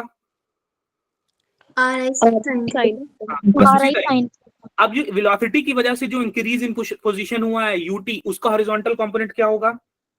UT cos theta. Vertical component क्या होगा? UT sin theta. तो देखो यूटी कॉस थीटा, यानी कि जो यू कॉस थीटा है वो हॉरिजॉन्टल कंपोनेंट हो गया इनिशियल वेलोसिटी का, जो कि कहलाएगा यूएक्स। सही बात बोला क्या मैंने? यस तो यूएक्सटी इंक्रीज इन पोजीशन हो जाएगा, उसको इस वेक्टर से दिखाया है, और यहाँ पर UYT increase in position Y direction में वर्टिकल कंपोनेंट यानी का। एक्सेलेरेशन की वजह से जो पोजीशन इंक्रीज हुई half AT square, half AT square का हॉरिजॉन्टल कंपोनेंट क्या हो जाएगा? Half AT square cos. 18 square cos theta. अच्छा, अलग थीटा अलग अलग है यहाँ पे, यहाँ थीटा है, यहाँ थीटा 1 है, यहाँ थीटा 2 है, ठीक है, लेकिन तुम कॉस थीटा बोल रहे हो, लेकिन समझ रहे हो कि अलग अलग है, ठीक है। Half AT square cos theta, जिसको मैंने लिख दिया हाफ AX हॉरिजॉन्टल कंपोनेंट का एक्सेलरेशन AX टी स्क्वायर, क्योंकि टाइम का कोई हॉरिजॉन्टल कंपोनेंट नहीं होता, हाफ का कोई हॉरिजॉन्टल कंपोनेंट नहीं होता, ये दोनों स्केलर है। तो ये horizontal component increase in position का हॉरिजॉन्टल कंपोनेंट आ गया, यहां से ये वेक्टर दिख रहा है, और यहां से आपको ये वर्टिकल कंपोनेंट में इंक्रीज जो दिख रहा है वो ये यहां से दिख रहा है। इन सब का एडिशन, शुरू वाला पोजीशन ये इंक्रीज वेलोसिटी की वजह से पोजीशन में, ये इंक्रीज एक्सेलरेशन की वजह से पोजीशन में, इन तीनों वेक्टर का एडिशन बन रहा है फाइनल वेक्टर RFX। उसी तरीके से ये इनिशियल पोजीशन, ये इनिशियल ये increase in position velocity vector की वजह से, ये increase in position acceleration vector की वजह से, और इन तीनों का फाइनल एडिशन सबका बन रहा है R फाइनल X। तो ये आपका R फाइनल X एक्चुअल में यहाँ पे है, लेकिन इसका एक हॉरिजॉन्टल कंपोनेंट RFX इधर हो गया, एक इसका वर्टिकल कंपोनेंट RFY इधर हो गया। समझ में आई क्या सारे बच्चों को ये बात? Yes sir Yes, sir. हाँ, तो इसको आपने समझ लिया है। अच्छा, अब आपने देखा यहाँ पे कि भाई जो इनिशियल वेक्टर था RFX RIX था, और इंक्रीज हुआ वेलोसिटी की वजह से हॉरिजॉन्टल UXT, और इंक्रीज हुआ एक्सेलरेशन की वजह से हॉरिजॉन्टल हाफ AXT स्क्वायर, इन तीनों वेक्टर का एडिशन RFX बन रहा है। उसी को इक्वेशन में लिख दिया यहाँ पे, यहाँ इक्वेशन दिख रही RFX RIX plus UXT plus half AXT square. बात समझ आई क्या? यस सर अब उसी तरीके से वर्टिकल में लिख दिया RFY जो शुरू की पोजीशन थी, और increase in vertical component due to velocity UIT, और increase in vertical component due to acceleration half AYT square, इन तीनों का एडिशन RFX बन गया था। उसी को यहाँ पे उन्होंने इक्वेशन के फॉर्म में लिख दिया। करेक्ट है क्या? Yes sir. यहाँ तक किसी को कोई डाउट है क्या? No sir no sir. आप देखा कि हमने किस तरीके से दो हिस्सों में बांट रखा है मोशन को। एक तो हॉरिजॉन्टल में चल रहा है, वन डायमेंशन अलग चल रहा है, उसका अलग कंपोनेंट है, अलग अलग वेरिएबल्स हैं, उसकी अलग इक्वेशन चल रही है, और एक वर्टिकल में अलग अलग वेरिएबल्स हैं और उसकी अलग इक्वेशन चल रही है, उसका अलग कहानी चल रही है। दोनों का एक दूसरे से कोई लेना देना नहीं। इस तरीके से हम बांटते हैं। तो उसी चीज को दोबारा लिख दिया, Vx = ux + at हॉरिजॉन्टल में, x = ux + vx/t, जो आपने इक्वेशन पढ़ रखी थी किसकी, ये काहे की इक्वेशन थी? Delta x = ux + vx। बेटा डिस्प्लेसमेंट थी, लेकिन किस फॉर्म में थी? है इस इसको मैं क्या बोलता था? ये एवरेज वेलोसिटी वाली इक्वेशन नहीं थी? Yes, sir. ये एवरेज वेलोसिटी वाली इक्वेशन आपकी इस तरीके से कि delta x = ux plus, mic off करो तुम लोग। तो डेल्टा उसी तरीके से ux + vx/t और x = ut + ½ at स्क्वायर, लेकिन u हॉरिजॉन्टल वाला, t सबके लिए सेम होता है, ax हॉरिजॉन्टल वाला, t सबके लिए सेम होता है। वही सेम चीज यहाँ y में चल रहा है, vy = ui + at, वही सेम चीज यहाँ y में चल रहा है, वही सेम चीज। अब इसका u² 2ax जो पीछे भी बता चुका हूं मैं, इसका अपना x का अलग चल रहा है और इसका अपना y का अलग चल रहा है। यहाँ पे आप मोशन भी देखोगे कि u वेलोसिटी से हमने इस ब्लू बॉल को फेंका था, तो जब हमने फेंका इसको तो हुआ क्या कि थीटा एंगल पे फेंका था। जब हमने थीटा एंगल पे फेंका तो इसके दो कंपोनेंट थे, एक हॉरिजॉन्टल में ux u cos थीटा और एक वर्टिकल में uy u sin थीटा। ये अभी ध्यान से देखो, दिख रहा है क्या कि जूम करूं? दिख रहा है अभी? ये देखो yes sir. u cos theta दिख रहा है और इसके बाद वर्टिकल में आपको uy u sin थीटा दिख रहा है। फिर जब जैसे जैसे ये ऊपर जाता है टॉप मोस्ट पॉइंट पे इसका वर्टिकल कंपोनेंट 0 हो जाता है, क्योंकि एक्सेलरेशन नीचे की तरफ लग रहा है, यानी कि रिटार्डेशन लग रहा है, यानी कि इस डायरेक्शन में, नीचे वाली डायरेक्शन में, वर्टिकल डायरेक्शन में वेलोसिटी धीरे धीरे कम होती जा रही है और ऊपर जाकर के 0 हो जा रही है। लेकिन हॉरिजॉन्टल डायरेक्शन में यहाँ पे कोई एक्सेलरेशन नहीं लग रहा है। अगर एक्सेलरेशन नहीं लग रहा है हॉरिजॉन्टल डायरेक्शन में, तो हॉरिजॉन्टल डायरेक्शन का मोशन क्या कहलाएगा? यूनिफॉर्म मोशन कहलाएगा, यूनिफॉर्म एक्सेलरेटेड मोशन कहलाएगा। Uniform accelerated uniform acceleration. Acceleration अगर नहीं लग रहा है हॉरिजॉन्टल डायरेक्शन में, तब मोशन क्या कहलाएगा? Uniform accelerated motion. Uniform motion कहलाएगा ना बेटा, यूनिफॉर्म एक्सेलरेट। जब मैंने बोल दिया एक्सेलरेशन नहीं लग रहा है, हॉरिजॉन्टल में कोई भी एक्सेलरेशन नहीं लग रहा है, हॉरिजॉन्टल में जब एक्सेलरेशन नहीं लग रहा है तो वो मोशन क्या कहलाएगा? यूनिफॉर्म मोशन की यूनिफॉर्म एक्सेलरेटेड। डाउट है क्या किसी को? यूनिफॉर्म मोशन किसी सर। को डाउट है क्या? नो फिर सर। गलत कैसे हो गया? No sir. अच्छा, वर्टिकल डायरेक्शन में एक्सेलरेशन लग रहा है कि नहीं लग रहा है? यहाँ पे कोई ध्यान देके बता सकता है क्या? लग रहा है एक्सेलरेशन। डायरेक्शन लग रहा है। किस डायरेक्शन में? अपवर्ड की डाउनवर्ड? डाउनवर्ड। हाँ, क्या नाम है उस एक्सेलरेशन का? डाउनवर्ड। जी हाँ, क्या नाम है? फिर से बोलिए। एक्सेलरेशन माइनस जी। नाम नाम सिंबल आपने सही बताया, माइनस जी। नाम क्या है इसका? Due to gravity. Acceleration due to gravity. अब ये जो ऊपर वर्टिकल डायरेक्शन में जो मोशन हो रहा है उसको यूनिफॉर्म मोशन बोलूंगा कि यूनिफॉर्म एक्सेलरेटेड मोशन बोलूंगा? Uniform accelerated motion. Very good. तो हॉरिजॉन्टल में जो मोशन हो रहा है यूनिफॉर्म मोशन हो रहा है और वर्टिकल में जो मोशन हो रहा है यूनिफॉर्म एक्सेलरेटेड मोशन हो रहा है। अब इसी पे एक क्वेश्चन हम करेंगे। यहाँ पे बोला है इन्होंने की position of an ant moving in Y Z plane, उसकी पोजीशन कुछ ऐसे दी गई है। अब जो मैग्नीट्यूड एंड डायरेक्शन दिया गया वेलोसिटी का t = 1 सेकंड पे आपको बताना है। तो डिस्प्लेसमेंट से आपको एक्सेलरेशन निकालना है 2t² j cap plus 5k cap. Correct है? सबसे पहले क्या कर दो इस इक्वेशन को हम? रिजॉल्व। नहीं, यहाँ रिजॉल्व करने की जरूरत नहीं है। रिजॉल्व नहीं करने की जरूरत, कर सकते हो, लेकिन आपको रिजॉल्व करने के लिए एंगल चाहिए। कोई एंगल है नहीं हमारे पास, कोई मोशन है नहीं हमारे पास, यहाँ उसकी जरूरत पड़नी भी नहीं है हमको। यहाँ पे सीधे सीधे पूछा है magnitude and direction of velocity, और आपको यहाँ पे पोजीशन की इक्वेशन दे रखी। तो पोजीशन की इक्वेशन से वेलोसिटी की इक्वेशन कैसे बनाएंगे? ds/dt। हाँ, जोर से बोलो क्या? ds/dt। हाँ, डिफरेंशिएट करेंगे ds/dt। चलो 2t² को डिफरेंशिएट करो, क्या बन जाएगा? 2t और इंटू 2 मल्टीप्लाई होकर के 4t हो जाएगा। करेक्ट? ये पहले से 2 है तो t² का डिफरेंशिएशन 2t हो जाएगा, मल्टीप्लाई होकर के 4t हो जाएगा। सही है? यस और j कैप तो ऑलरेडी है प्लस 5k कैप का डिफरेंशिएशन कितना हो जाएगा? 0। अच्छा, ds/dt क्या बन गई? वेलोसिटी। j कैप वेलोसिटी का हमारे पास आ गया 4t j कैप। तो हमको साफ पता चल रहा है कि जो वेलोसिटी होगी वो किस डायरेक्शन में होगी? सिर्फ और सिर्फ x एक्सिस के डायरेक्शन में, y एक्सिस के डायरेक्शन में, कि z एक्सिस के डायरेक्शन में? y axis only y axis के डायरेक्शन में, ओनली y एक्सिस के डायरेक्शन में। अच्छा, पॉजिटिव होगी कि निगेटिव होगी? पॉजिटिव होगी। तो नेगेटिव नहीं हो सकती। ये टाइम की वैल्यू मैं रख दूं तो नेगेटिव हो सकती है कि नहीं हो सकती? टाइम तो पॉजिटिव नहीं होगा ना? हाँ, फिर से बोलो, क्या पॉजिटिव में होगा? टाइम हाँ, टाइम हमेशा पॉजिटिव होगा, और 4 तो ऑलरेडी पॉजिटिव है, इसलिए वेलोसिटी हमेशा ये पॉजिटिव y एक्सिस में रहेगा। अच्छा, किस टाइम पर पूछा है हमसे? तो वेलोसिटी क्या लिखोगे? 4, टाइम की वैल्यू 1 डाल दोगे, j कैप मल्टीप्लाई होकर के कितना आ गया? 4j cap. तो ये प्लस 4j कैप है, मतलब कि पॉजिटिव y कैप हुआ, पॉजिटिव y डायरेक्शन हुआ कि नेगेटिव y डायरेक्शन हुआ?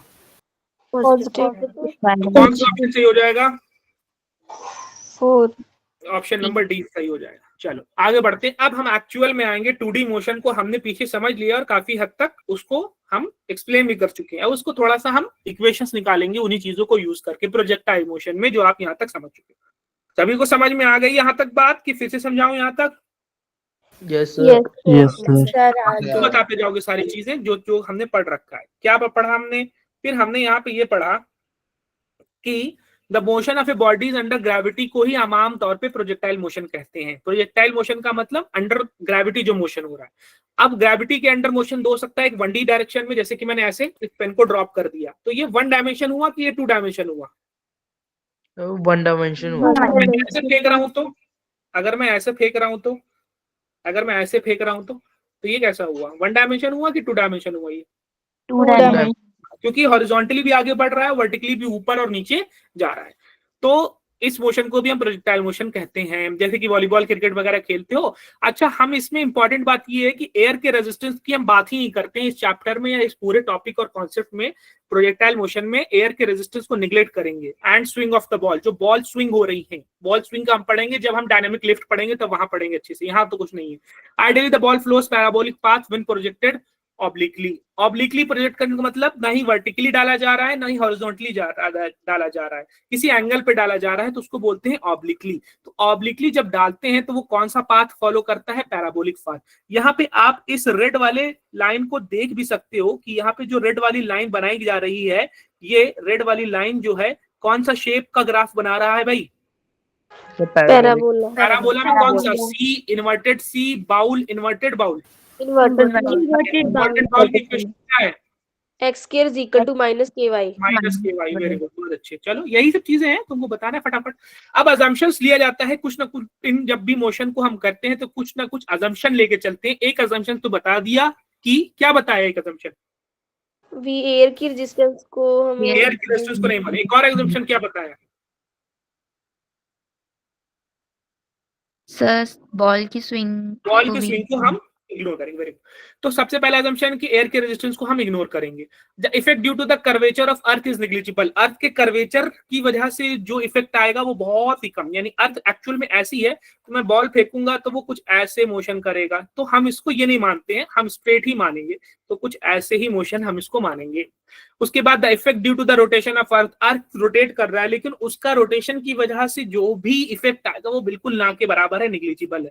ठीक है। For all points of the trajectory, the acceleration due to gravity g is constant in magnitude and direction. कहीं भी जाओगे चाहे मतलब कि पूरे पॉइंट्स पर, हर जगह पर, जैसे ये यहाँ पे मोशन कर रहा है, ये ऐसे इस तरीके से ये मोशन कर रहा है। ठीक है, जिसको ग्रीन से बना दिया मैंने। ठीक है, मेरा इतना अच्छा नहीं बना, अब थोड़ा ठीक बना। ठीक है, तो हर पॉइंट पर क्या होगा? एक्सेलरेशन आपको पता ही है, एक्सेलरेशन ड्यू टू ग्रेविटी हमेशा किस डायरेक्शन में होती है? डाउनवर्ड। कितनी वैल्यू होती है? 9.8। किसी भी पॉइंट पर लोगे एक्सेलरेशन एक ही लग रहा है, वो हॉरिजॉन्टल डायरेक्शन में लग रहा है कि वर्टिकल डायरेक्शन में लग रहा है? हॉरिजॉन्टली डाउनवर्ड वर्टिकल लग रहा है ना बेटा। एक्सेलरेशन ड्यू टू ग्रेविटी हमेशा वर्टिकल लगता है। ठीक है, और वो कितना लग रहा है? 9.8 लग रहा है, और हर जगह कांस्टेंट है। हालांकि बहुत ज्यादा ऊपर चले जाओगे तो ग्रेविटेशनल एक्सेलरेशन कम हो जाएगा, अर्थ के थोड़ा सा अंदर चले जाओगे तो भी ग्रेविटेशनल एक्सेलरेशन कम हो जाएगा। लेकिन यहाँ पे उन सब बातों की हम बात नहीं कर रहे हैं। यहाँ पर जो है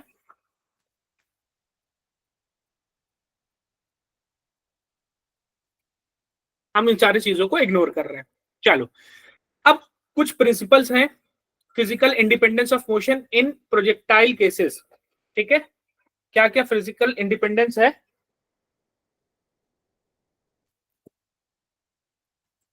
हाँ, कि इन दिस सेक्शन प्रिंसिपल्स क्या है? Principles of physical independence of motion projectile cases. क्या है बात? अच्छा, यहाँ पे ये लड़का भी देखो मोशन करा रहा है, ये भी प्रोजेक्टाइल मोशन है। देख सकते हो कैसे प्रोजेक्टाइल मोशन का यूज करके बास्केटबॉल खेल रहा है। अब समझेंगे 2 डायमेंशनल मोशन में क्या है इंडिपेंडेंस का। कहानी पीछे ही बता रखा हूं कि हॉरिजॉन्टल वाला मोशन इंडिपेंडेंट है वर्टिकल मोशन से, वर्टिकल वाला मोशन इंडिपेंडेंट है हॉरिजॉन्टल वाले मोशन से। ठीक है, उसी बात को दोबारा बोला जा रहा है। Can be analyse combination of दो अलग अलग मोशन है, दो इंडिपेंडेंट मोशन है, एक एक्स एक्सिस में एक वाई एक्सिस में। एक्स एक्सिस में अगर एक्सेलरेशन होगा तो वो ax कहलाएगा, और वाई एक्सिस में एक्सेलरेशन होगा तो वो ay कहलाएगा। ठीक है, हाँ, प्रोजेक्टाइल मोशन में हम कहते हैं कि with zero acceleration x axis में, क्योंकि जब मैं किसी बॉल को फेंक रहा हूं तो हॉरिजॉन्टल डायरेक्शन में कोई भी एक्सेलरेशन नहीं लग रहा होता है, ना कि उस बॉल में किसी टाइप का इंजन लगा है जो उस पे फोर्स और एक्सेलरेशन लगाए, या हवा का एक्सेलरेशन जो है उसको हम इग्नोर कर रहे हैं तो यहाँ पे उसको हम कंसीडर करें। तो किसी भी ऐसे टाइप का हॉरिजॉन्टल डायरेक्शन में हमको एक्सेलरेशन मिलता ही नहीं। बात समझ में आ रही है क्या आप लोगों को? ऐसा नहीं है कि मैं बॉल को फेंक रहा हूँ और उसमें एक ऐसे इंजन लगा दिया जो हॉरिजॉन्टली इसको फोर्स दे रहा है, नहीं, ऐसा नहीं हो रहा है। हमने यहाँ पे कोई इंजन नहीं है, या हवा इसके मोशन को हॉरिजॉन्टली आगे बढ़ रहा है तो हवा कह रही नहीं भैया हम अपोज करेंगे, एयर रेजिस्टेंस हम अपोज करेंगे, नहीं, इसको भी हमने इग्नोर कर रखा है।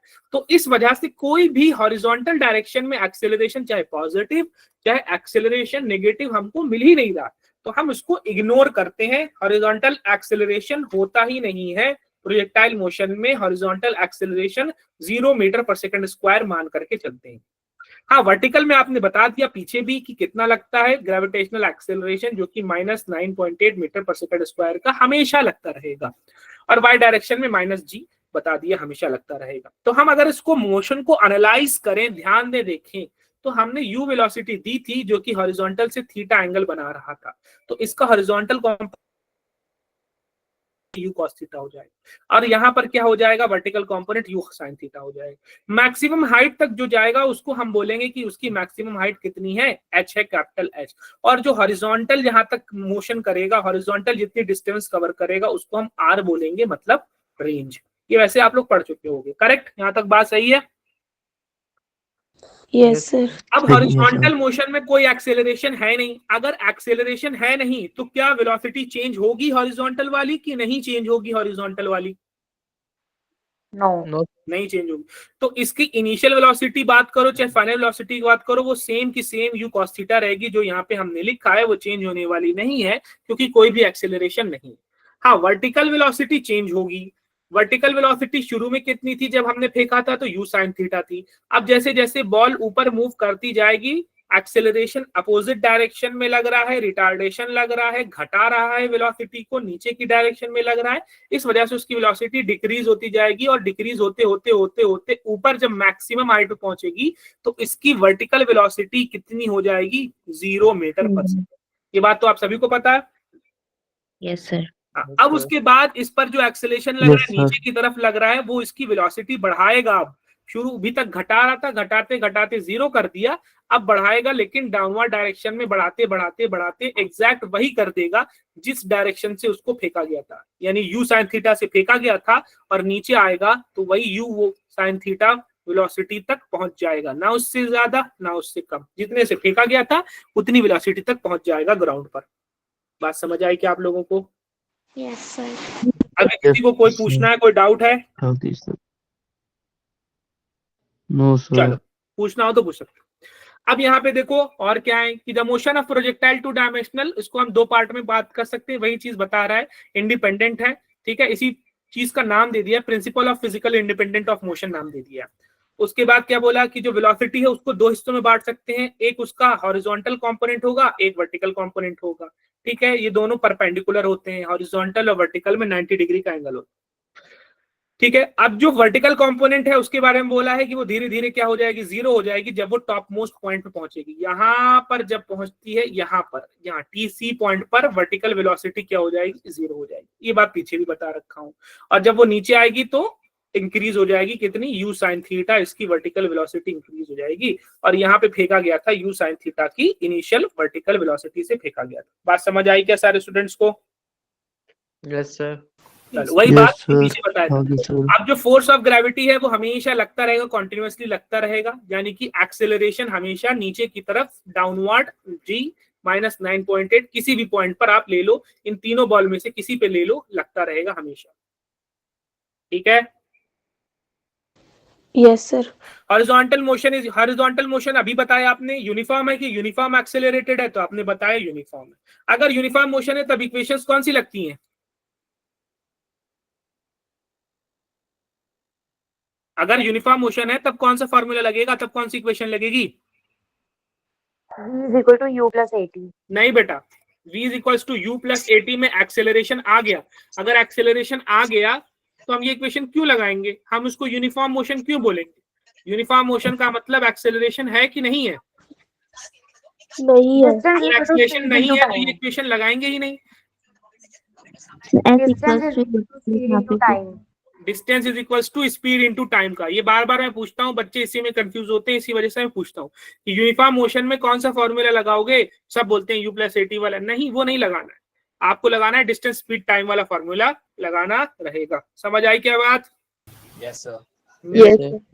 तो आपसे कभी भी पूछा जाए कि भैया डिस्टेंस टाइम यूनिफॉर्म मोशन है तो बोलना सर डिस्टेंस टाइम स्पीड का फॉर्मूला लगेगा। आपसे पूछा जाए यूनिफॉर्म एक्सेलरेटेड मोशन है तब क्या लगेगा? तो आप बोलोगे equations of motion you plus eighty और हाफ एटी स्क्वायर और you square is you square plus 2s वाला। आपसे पूछा जाए नॉन यूनिफॉर्म एक्सेलरेशन है तब कौन सा कॉन्सेप्ट लगेगा? Sir S is for T plus वाला। S is equals to UT plus, नहीं, Calculus non- methods is obviously. किससे सॉल्व होगा? Calculus method. कौन सा method? Calculus differentiation and calculus integration. Method से सॉल्व होगा। कैलकुलस में भी स्पेसिफिकली इंटीग्रेशंस का यूज होगा, ठीक है, वेरी गुड। नहीं जरूरी नहीं इंटीग्रेशन हो, वेरी गुड, कैलकुलस मेथड से यूज होगा, यानी डिफरेंशिएशन इंटीग्रेशन से यूज होगा। बहुत अच्छे, वेरी गुड, बहुत अच्छे। बात समझ में आई कि फिर से समझाऊं? Yes sir. हाँ, तो 3 टाइप की बातें बोली, बताओ। Uniform accelerated motion, uniform motion, हाँ, और non uniform non uniform accelerated motion, ठीक है, फिर से बोलो। यूनिफॉर्म मोशन और नॉन यूनिफॉर्म मोशन। एक लोग बोलो, चलो शिवम बोलो। Uniform motion, uniform accelerated motion, non uniform accelerated motion. Non uniform accelerated motion का एक और नाम है वेरिएबल एक्सेलरेशन, ठीक है। अच्छा, यूनिफॉर्म मोशन में कौन सा फॉर्मूला लगेगा? Sir distance time equal to velocity into time. हाँ, और यूनिफॉर्म एक्सेलरेटेड मोशन में कौन सा फॉर्मूला लगेगा? Equations of motion, you equations of motions लगेंगी। और नॉन यूनिफॉर्म एक्सेलरेटेड मोशन या वेरिएबल एक्सेलरेशन भी कह लो, उसमें कैलकुलस लगेगा। बात समझ में आई अभी सब लोग को? Yes sir. फिजिकल इंडिपेंडेंस समझ में आ गया? Yes sir. बताओ क्या है physical independence? Sir air resistance and नहीं सर वो तो तुम अजम्पशंस बता रहे हो। Horizontal and vertical motion दोनों एक दूसरे से इंडिपेंडेंट होंगे। इंडिपेंडेंट होते हैं, वेरी गुड, चलो बहुत अच्छे, शाबाश, ठीक है। अच्छा, जब ये प्रोजेक्टाइल मोशन हम करा रहे हैं ग्राउंड टू ग्राउंड, तो इसमें कौन सा वाला यूनिफॉर्म मोशन है और कौन सा वाला यूनिफॉर्म एक्सेलरेटेड मोशन है? एक्स हॉरिजॉन्टल वाला यूनिफॉर्म मोशन है, हाँ, वर्टिकल वाला यूनिफॉर्म एक्सेलरेटेड मोशन है। यूनिफॉर्म एक्सेलरेटेड मोशन है, वेरी गुड। बात समझ में आ गई सभी को? किसी कोई डाउट यहाँ तक? No sir. No sir. चलो अब यहाँ पे देखो हमने क्या देखना है यहाँ पे कि, अच्छा यहाँ पे देखो एक रियल लाइफ एग्जांपल भी दिया है कि एक लड़का है और वो लड़का ऐसे हॉरिजॉन्टल वेलोसिटी देता है और फिर वो वापस से उस बॉल को कैच भी कर लेता है, ठीक है। इसका लेकिन थोड़ा सा और कॉन्सेप्ट भी है, अगर मैं आपको बताऊं तो। अच्छा, कोई इसमें से मुझे बता सकता है कि जब इसने बॉल फेंकी होगी तो क्या उसने अपनी कार की या जो भी ट्रक है उसकी स्पीड बढ़ाई होगी कि बिल्कुल स्पीड सेम रखी होगी? सर सेम रखी होगी। सेम रखी होगी? Sir uniform. Yes sir. नहीं, इसका आप जवाब कल सोच करके मुझे नेक्स्ट क्लास में सोच करके देना। चलो अब उसके बाद हम बात करते हैं कि ये, अच्छा इस पे ये भी ध्यान देना, इस वाले जो लड़का बॉल फेंक रहा है इसमें ये सिर्फ और सिर्फ ऐसे ऊपर मोशन नहीं दे रहा है, आगे बात समझ में?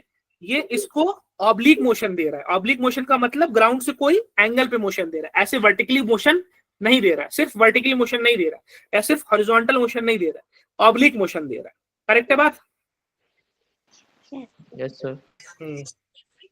तो अब थोड़ा इसमें आप लोगों के लिए वो है, एक क्वेश्चन है कि नेक्स्ट क्लास में आप ये कैसे करके लाओगे। सर वैसे इसका हिंट तो दे दो, मतलब हाँ कि क्या हो सकता है। एक मिनट बेटा। हाँ, क्या हो सकता है? इसका आंसर तो यही है कि उसको थोड़ा सा, जो थ्योरेटिकली बता रहा हूं मैं, उसको अपने कार की स्पीड थोड़ी बढ़ानी पड़ेगी अगर कैच करना है तो। चलो हाँ क्यों सर सही कह रहे हो। सही तो कह रहे हैं, लेकिन एक्सप्लेन करना है आपको कैसे। चलो अब यहाँ पे एक बॉल है जिसको फेंका गया है, इनिशियल वेलोसिटी दी गई है vi, या यू नाम दे दो चाहे v इनिशियल बोल लो, और इन शुरू कितने एंगल से फेंका गया है, थीटा एंगल से, या थीटा आई बोल दिया उन्होंने, एंगल से फेंका गया है। तो इसका हॉरिजॉन्टल कंपोनेंट क्या हो जाएगा, vxi, जो कि क्या हो जाएगा, V cos theta. v cos theta. यहाँ पे vi नाम है तो vi cos थीटा नाम दे देंगे, v छोटा सा vi cos theta. Vertical component क्या हो जाएगा, V sin theta. vi नाम है ना तो vi sin थीटा बोलो, करेक्ट। vi sin theta. हाँ, अब जब यहां पर ये बी पॉइंट पर आएगा तो ये vx वाला चेंज होगा कि नहीं चेंज होगा, हॉरिजॉन्टल कंपोनेंट यहां पर चेंज होगा कि नहीं चेंज होगा, नहीं होगा। क्यों नहीं होगा, नहीं होगा। सवाल आंसर सही है लेकिन क्यों नहीं होगा, Uniform motion. यस वो ऊपर हॉरिजॉन्टल गया। वाला यूनिफॉर्म मोशन है, वेरी गुड, हॉरिजॉन्टल वाला यूनिफॉर्म मोशन है। हॉरिजॉन्टल में कोई एक्सेलरेशन है कि नहीं है, सर नहीं है। नहीं है, इस वजह से चेंज। अच्छा वर्टिकल कंपोनेंट चेंज होगा कि नहीं होगा, Sir होगा. तो यहाँ पे उन्होंने VYI नाम दिया है, ध्यान से देखोगे तो VYI नाम दिया है, और यहाँ पे अलग नाम दिया है VY। हॉरिजॉन्टल वाले का नाम VXI था शुरू में, और बी पॉइंट पे भी हॉरिजॉन्टल वाले का नाम क्या है, VXI। और सी पॉइंट पर क्या नाम होना चाहिए हॉरिजॉन्टल वाले का, VXI. VXI। और डी पॉइंट पे भी क्या नाम होना चाहिए, VXI. VX. और ई पॉइंट पे भी क्या नाम होना चाहिए। VXI. So change नहीं यानी कि होगा. पूरे जर्नी में हॉरिजॉन्टल वाला चेंज ही नहीं होगा, क्योंकि हॉरिजॉन्टल वाला यूनिफॉर्म मोशन है, उसमें कोई एक्सेलरेशन नहीं। अच्छा अब वर्टिकल वाले की बात करूं तो इसका शुरू में जब मैंने दिया इसको तो VYI था, बाद में चेंज होके डिक्रीज हुआ है कि इंक्रीज हुआ है, ये बताओ वर्टिकल कंपोनेंट। Decrease. VY हुआ, हाँ वेरी गुड, VY डिक्रीज हो गया। फाइन, जब मैक्सिमम पॉइंट सी पे पहुंचा तो वर्टिकल कंपोनेंट कितना हो जाएगा, डिक्रीज होते होते जीरो। 0 हो जाएगा। फिर उसके बाद आगे बढ़ेगा तो अब ये डिक्रीज होगा कि इंक्रीज होगा, इंक्रीज होगा। हाँ अब एक्सेलरेशन उसको बढ़ाने का काम। हाँ बेटा इंक्रीज होगा सर। इंक्रीज होगा सर। हाँ अब जब ये यहाँ पर आएगा हॉरिजॉन्टल ग्राउंड पे जब आ जाएगा तो उसकी एग्जैक्ट वही वेलोसिटी हो जाएगी। VYI यहाँ पे थी लेकिन यहाँ पे VYI तो होगी, लेकिन हम अपोजिट डायरेक्शन है तो माइनस लगाना पड़ेगा। तो मैं इसको डायरेक्ट ऐसे लिख देता हूँ, ये वही वेलोसिटी है जिससे फेंका गया था, वर्टिकल वाली वही वेलोसिटी जिससे फेंका गया था, लेकिन अब अपोजिट डायरेक्शन में। जिस वेलोसिटी से यहाँ ए पॉइंट पे फेंका गया था ना, वर्टिकल वाले की बात कर रहा हूँ, हॉरिजॉन्टल वाले की बात नहीं कर रहा हूँ। वर्टिकल वेलोसिटी कितनी थी, VYI थी, एग्जैक्टली उतनी ही रहेगी यहाँ पर, लेकिन सेम डायरेक्शन में कि अपोजिट डायरेक्शन में, ऑपोजिट। डायरेक्शन में। अपोजिट। क्योंकि आपको पता है कि जिस वेलोसिटी से मैं इस पेन को फेंकूंगा मेरे हाथ में आएगा तो एग्जैक्टली उसी वेलोसिटी पर आएगा। करेक्ट है बात? Yes sir. हाँ, तो यह क्या यहाँ पे आप क्या बोला है कि the Y component the velocity P top point पे 0 हो जाता है, एक्स कंपोनेंट जो हमेशा सेम रहता है, कहीं चेंज नहीं होता है क्योंकि कोई एक्सेलरेशन नहीं। ये बात आपने मुझे बताया। पाथ इसमें देखा जाए तो इसका वर्टिकल मोशन है और हॉरिजॉन्टल मोशन है। हॉरिजॉन्टल मोशन और वर्टिकल मोशन का मिला करके ये पाथ कौन सा बन रहा है भैया, पैराबोलिक पाथ बन रहा है। हॉरिजॉन्टल डायरेक्शन की बात करें तो इनिशियल वेलोसिटी कितनी थी, ux is equals to u cos theta. Correct है? एक्सेलरेशन हॉरिजॉन्टल में 0। हाँ, और t टाइम के बाद फाइनल वेलोसिटी उसकी कितनी हो जाएगी, यू को हाँ चेंज हुई कि नहीं चेंज हुई? No sir. नहीं चेंज हुई। अब उसके बाद बात करते हैं कि इनिशियल वेलोसिटी वर्टिकल वाले में क्या थी, u sin थीटा। एक्सेलरेशन कितना लग रहा था, I. -g। -g लगेगा। इन्होंने g लिखा है लेकिन आपको समझना है डायरेक्शन के साथ -g। सर और t टाइम के बाद वेलोसिटी क्या हो जाएगी, क्योंकि ये यूनिफॉर्म एक्सेलरेटेड मोशन है तो इसमें इक्वेशन ऑफ मोशन लगेगी। इक्वेशन ऑफ मोशन क्या थी, v is equal to u plus at, यही थी ना? Yes sir. तो final velocity vy is equal to initial velocity और एक्सेलरेशन माइनस t और टाइम t। हमको पता है इनिशियल वेलोसिटी ui कितना था, इनिशियल वेलोसिटी ui कितना था, क्या था, vi sin थीटा या u sin थीटा बोल लो चाहे ui sin थीटा जो बोल लो, -gt। वही चीज तो लिखा है इन्होंने, सही है क्या? यस हाँ, अभी आपने बताया ना कि वर्टिकल डायरेक्शन में यूनिफॉर्म एक्सेलरेटेड मोशन है अगर यूनिफॉर्म एक्सेलरेटेड मोशन है तो इक्वेशन ऑफ मोशन की मदद से फाइनल वेलोसिटी निकालेंगे, और फाइनल वेलोसिटी निकालने के लिए हमने फर्स्ट इक्वेशन ऑफ मोशन लगा दी। इनिशियल वेलोसिटी हमको पता थी, एक्सीलरेशन को -g पता है, टाइम t के बाद पूछा जा रहा है, तो फाइनल वेलोसिटी हमने कैलकुलेट कर दी है। करेक्ट है? Yes sir. सर यहाँ तक किसी को कुछ पूछना है? सर जो अभी आपने पीछे क्या कहते हैं ये बताया था कि हम जितनी वेलोसिटी से फेंकेंगे उतनी वेलोसिटी से हमें आगे बॉल कैच करनी पड़ेगी। तो सर जो अभी आपने हमसे क्वेश्चन पूछा था सर, उसका भी तो आंसर उस हिसाब से यही होगा। हाँ हाँ बिल्कुल। जो क्योंकि जो हमें इस गाड़ी की स्पीड ज्यादा करनी पड़ेगी कम सर, उस हिसाब से हम आगे कैच कर पाएंगे अगर हम स्पीड ज्यादा बढ़ा के रखें, क्योंकि जो गाड़ी की स्पीड होगी सर उसी स्पीड से तो वो भी आगे जाएगी बॉल। एक मिनट फिर से बताइए, मैं समझ नहीं पाया था कि आप इस वाले लड़के की बात कर रहे हैं, आप फिर से बताइए। सर जो आपने क्वेश्चन पूछा था इसमें हमने, जैसा आपने पीछे कहा कि जितनी स्पीड से हम फेंकेंगे उतनी स्पीड से हमें आगे कैच करना पड़ेगा बॉल, मतलब उतनी स्पीड पे आएगी सर। उसी हिसाब से ये जो आपने क्वेश्चन पूछा इसमें भी तो सर हमें जितनी स्पीड से हमारी वो गाड़ी रहेगी उतनी स्पीड रखनी पड़ेगी ताकि हम आगे कैच कर पाए बॉल। नहीं, एक्चुअल में इसमें रिलेटिव मोशन का कॉन्सेप्ट ये लग रहा है, और इसमें जो आप बात कर रहे हो ना, जो मैंने आपको बताया कि ऊपर जाएगा और वापस नीचे उसी जगह पे आएगा, ये वर्टिकल मोशन में आप बात कर रहे हो। ये यहाँ पे वर्टिकल मोशन की वजह से नहीं बोला मैंने कि आपको स्पीड बढ़ानी पड़ेगी, यहाँ पे हॉरिजॉन्टल मोशन की वजह से मैंने बोला है कि आपको स्पीड बढ़ानी पड़ेगी। उसमें बहुत ही छोटा सा पॉइंट है, उस हॉरिजॉन्टल मोशन में तुम सोचो क्यों ऐसा करना पड़ेगा, वर्टिकल मोशन में सोचोगे तो फिर वो डिफरेंट थोड़ा सा हो जाएगा। बात समझ रहे हो? थोड़ा सा नेक्स्ट क्लास में बताएंगे इसको हम क्यों, अभी बताएंगे तो सारा मेरा टाइम चला जाए। चलो थोड़ा सोचना कि हॉरिजॉन्टल मोशन का क्या केस है। चलो मैं बता ही देता हूं कि जब बॉल मेरे हाथ में थी या जब कार पर थी तो बॉल की भी वेलोसिटी वही थी और कार की भी वेलोसिटी वही थी। अब जब मैंने किक किया ना बॉल को, तो मैंने बॉल को हॉरिजॉन्टल डायरेक्शन में कुछ वेलोसिटी दे दी, इंक्रीज कर दी। बात समझ रहे हो? अब मेरी कार अगर उसी स्पीड से चलेगी जिस स्पीड से पहले चल रही थी तो वो पीछे रह जाएगी।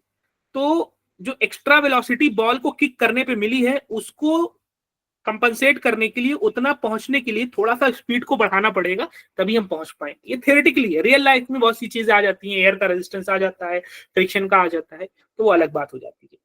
ठीक है, इसको समझ गए तो अच्छी बात है, नहीं समझे तो मैं कभी और बताऊंगा, अभी नहीं। अब यहाँ पर देखो, ये तो 1 डायमेंशन मोशन है कि 2 डायमेंशन मोशन है इस रेड वाले छोटे से रॉकेट का? 1 डायमेंशन। इसको ये गलती से आ गया, इसको आप छोड़ दो। ठीक है, इसकी बात नहीं करेंगे। ठीक है, बस 2 मिनट और लेता हूं, उसके बाद हम आगे बढ़ेंगे। Projectile thrown at an angle theta horizontal, वही सेम चीज, यू वेलोसिटी से दिया गया है, हॉरिजॉन्टल यू कॉस थीटा हो जाएगा, वर्टिकल यू साइन थीटा हो जाएगा। किसी पॉइंट पी पर हम बात करेंगे तो वेलोसिटी इसकी वी है।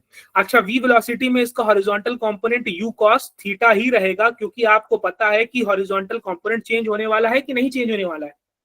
सर नहीं चेंज होने वाला है। वर्टिकल कंपोनेंट चेंज हो जाएगा, कितना हो जाएगा वो निकालते हैं इक्वेशन की मदद से, vy is equals to u sin theta minus gt, क्योंकि आपको पता है v is equals to u plus at होता है। फाइनल वेलोसिटी हमको निकालना है। इनिशियल वेलोसिटी क्या थी वर्टिकल डायरेक्शन में? ये थी u sin थीटा, रख दिया। ठीक है, और एक्सेलरेशन कितना लग रहा है? हमेशा -g लग रहा है, और टाइम कितना लग रहा है? t लग रहा है। तो हमारे पास vy is equals to u sin theta minus gt बन गया। ये हमने t टाइम पर उसकी फाइनल वेलोसिटी v निकाली। अब हमको इसका वर्टिकल कंपोनेंट पता चल गया ये, और हॉरिजॉन्टल कंपोनेंट पता चल गया ये। करेक्ट है क्या बात? Yes sir.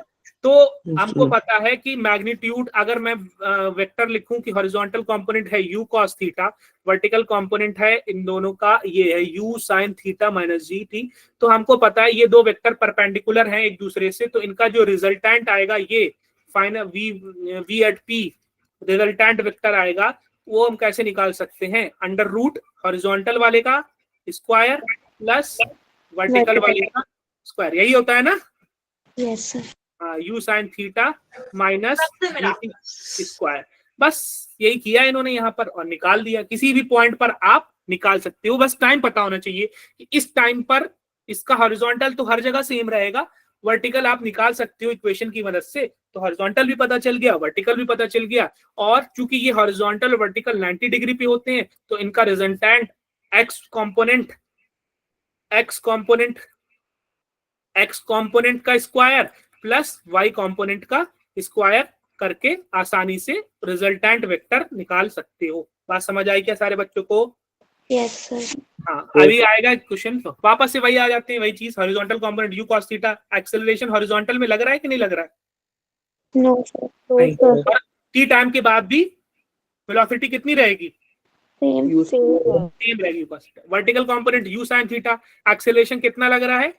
माइनस जी बोल लो, चाहे लिख लो जी डाउनवर्ड, जो माइनस जी बोल रहे हैं वो और बेटर काम बोल रहे हैं। और इक्वेशन ऑफ मोशन का यूज करके आपने फाइनल वेलोसिटी निकाल लिया u sin theta minus G T. बात समझ आई क्या सारे बच्चों को? Yes sir. अच्छा, अब बाकी की चीजें हम नेक्स्ट क्लास में करेंगे। यहाँ तक आप लोग काफी अच्छा किए, काफी बेहतर तरीके से समझे। यहाँ पे कुछ क्वेश्चंस दिए गए हैं, कम से कम 5 क्वेश्चन दिए, और आज भी मैं होमवर्क क्वेश्चन दूंगा। अच्छा, ये क्वेश्चन है, कर लेना। ये प्रोजेक्टाइल का तो नहीं है, लेकिन ये 2 dimension with constant acceleration question है, कर सकते हो, ये भी कर सकते हो। ठीक है, और आज हम समराइज कर लेते हैं, हमने क्या क्या पढ़ लिया। 2D मोशन विद क्या? ग्राफ। नहीं, ग्राफ कहाँ पढ़ा? Constant acceleration. ठीक है, हमने 2D मोशन पढ़ा कांस्टेंट एक्सेलरेशन के साथ। फिर उसके बाद हमने पढ़ा अजम्पशंस इन प्रोजेक्टाइल में अजम्पशन पढ़ा। और उसके बाद हमने क्या पढ़ा? फिजिकल इंडिपेंडेंस पढ़ा, और उसके जितने भी बातें आ रही थी उसमें हमने उसमें पढ़ लिया। और उसके बाद हमने क्या पढ़ लिया? वेलोसिटी। अभी सिर्फ वेलोसिटी देखा है इन प्रोजेक्टाइल, अभी टाइम भी देखेंगे प्रोजेक्टाइल में, और रेंज भी देखेंगे प्रोजेक्टाइल में, मैक्सिमम हाइट भी देखेंगे। ये सारी चीजें पता होगी, वैसे आप लोग पढ़ चुके होंगे, लेकिन उसको और प्रॉपर एनालिसिस हम करेंगे आज जे मेंस के बेसिस पर। अगर मैं एडिशनल रिसोर्स की बात करूं तो ये सारे एंगेज क्लास नोट्स, JPIQ और मॉड्यूल का यूज किया गया है। नेक्स्ट क्लास में पॉसिबल हुआ तो हम रिलेटिव मोशन इन 2D करेंगे। रिलेटिव मोशन इन 2D ये चल क्यों नहीं रहा? अच्छा, चल जाएगा। ठीक है बेटा। Excuse me sir. हाँ बेटा, बोलिए। सर छोटा सा डाउट था, जैसे आप कह रहे थे प्रोजेक्टाइल मोशन में जो u cos थीटा कांस्टेंट रहता है और जो u sin थीटा वो वेरिएबल होता है। सर मतलब वेरिएबल वो किस चीज पे होता है, क्या u vary sin theta variable नहीं होता है, वर्टिकल वेलोसिटी वेरी करती रहती है, चेंज करती रहती है। u sin थीटा तो आपने शुरू में दे दिया, u sin थीटा आपने क्या किया है, शुरू में दे दिया। हाँ वो सर, मतलब बात अलग अलग यूनिट के लिए है ना वो। Very good. तो सर मतलब वो क्या चेंज, मतलब उसमें क्या चेंजेस आते हैं, किसके कारण वो चेंज होता रहता है? उसकी डायरेक्शन में चेंज आता है और उसकी मैग्नीट्यूड में चेंज आता है। होता क्या है, अब ध्यान से देखो, अगर मैं इस पेन को फेंकूंगा ना, ऐसे प्रोजेक्टाइल मोशन हो रहा है, तो इसका जो वर्टिकल वेलोसिटी है वो धीरे धीरे कम होती जा रही है, मैग्नीट्यूड उसका कम होते जा रहा है, कम होते जा रहा है, कम होते जा रहा है। ठीक है, डायरेक्शन अभी भी ऊपर है लेकिन कम होते जा रहा है, कम होते जा रहा है, कम होते जा रहा है। अब जब ये मैक्सिमम यहाँ पर पहुंच गया तो देखो, दिख भी नहीं रहा होगा तुम लोग को तो शायद। ठीक है, अब जैसे ये माउस है, मैं ऐसे से फेंक रहा हूँ, ठीक है, ऐसे कम होते जा रहा, कम होते जा रहा, कम होते जा रहा, कम होते जा रहा। इसका वर्टिकल कंपोनेंट जो है वो धीरे धीरे कम होते जा रहा, कम होते जा रहा, कम होते, यहाँ पे पहुंच के कम होते होते 0 पहुंच गए। तो चेंज हुआ ना, इसका मैग्नीट्यूड चेंज हो गया। अब उसके बाद क्या हुआ कि नीचे जा रहा हूं मैं, धीरे धीरे ये बढ़ते जा रहा है, ये बढ़ते जा रहा है, ये बढ़ते जा रहा है, ऐसे बढ़ते जा रहा, बढ़ते जा बढ़ते जा रहा, बढ़ते जा रहा, बढ़ते जा रहा। तो इसका मैग्नीट्यूड इंक्रीज हुआ और इसकी डायरेक्शन भी क्या हो गई, चेंज हो गई। पहले वेलोसिटी की डायरेक्शन ऐसे ऐसे मैं फेंका था, वेलोसिटी की डायरेक्शन ऐसे अपवर्ड थी, ठीक है, और कम होते होते होते यहाँ पर पहुंच के 0 हो गई। अब वेलोसिटी की डायरेक्शन क्या हो गई, डायरेक्शन डाउनवर्ड हो गई, और अब उसका मैग्नीट्यूड इंक्रीज करते जा रहा, चेंज होता जा रहा, इंक्रीज करते। जबकि हॉरिजॉन्टल कंपोनेंट में अगर इसकी बात करूं, इसका हॉरिजॉन्टल कंपोनेंट की अगर मैं बात करूं, ये वाले कंपोनेंट की बात करूं, तो वो चेंज ही नहीं हो रहा, चेंज ही नहीं हो रहा, चेंज ही नहीं हो रहा, पूरा मोशन होता जा रहा है, चेंज नहीं हो रहा, नहीं हो रहा, चेंज नहीं हो रहा, चेंज नहीं हो रहा है। तो हॉरिजॉन्टल कंपोनेंट में कोई चेंज ही नहीं हो रहा क्योंकि एक्सेलरेशन ही नहीं। वर्टिकल कंपोनेंट में चेंज हो रहा है, उसका मैग्नीट्यूड कम होता जा रहा है। क्यों? क्योंकि एक एक्सेलरेशन डाउनवर्ड डायरेक्शन में लगा है जो उसके मैग्नीट्यूड को कम करते जा रहा है, करते जा रहा है, करते जा रहा है, मैक्सिमम हाइट तक जाता है तो मैग्नीट्यूड 0 हो जाता है। फिर उसके बाद डायरेक्शन को भी चेंज कर देता है, और फिर उसके बाद डायरेक्शन नीचे होने के बाद उसका मैग्नीट्यूड बढ़ता जाएगा, बढ़ता जाएगा, बढ़ता जाएगा, बढ़ता जाएगा, बढ़ता। तो ये चेंज होता है वर्टिकल कंपोनेंट में। और पूछिए, डाउट है अभी भी? No sir, clear, got it. ठीक ठीक है, ठीक है बेटा, that's it for today, thank you so much.